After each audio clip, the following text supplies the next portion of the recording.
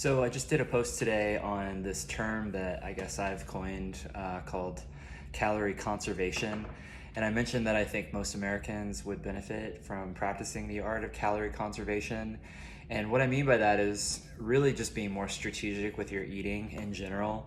And one of the ways we can do that, one of the easiest ways we can do that, is by having high volume foods that are lower in calories but are generally going to be higher in micronutrients.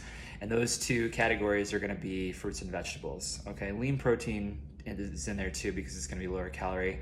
But I think a lot of times people, when we're trying to implement healthy behaviors and healthier eating, if we're trying to lose a little bit of body fat, then we need to be strategic in how we implement things like fruits and veggies. Because if we're just eating highly palatable, calorically dense food, like a Pop-Tart, you take a bite, there's a lot of calories per bite.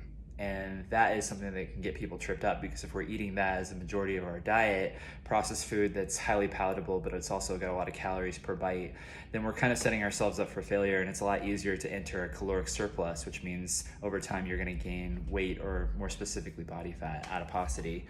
So that's what I mean when I say calorie conservation. If we can really be strategic and practice the art of that, that's losing body fat in a nutshell, is practicing the art of calorie conservation.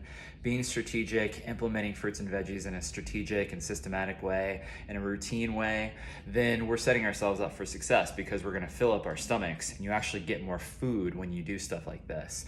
This is the other thing that I think people tend to forget. You get more food when you're having more high volume foods that are lower calories, okay? And then it becomes this sustainable practice over time. It's not something that you're just white knuckling the whole time. Okay, and if you need some help with that, like if you're having a difficult time, trying to decipher where to start, then hit me up. Okay, that's what we do every single day with Better Self Nutrition Coaching.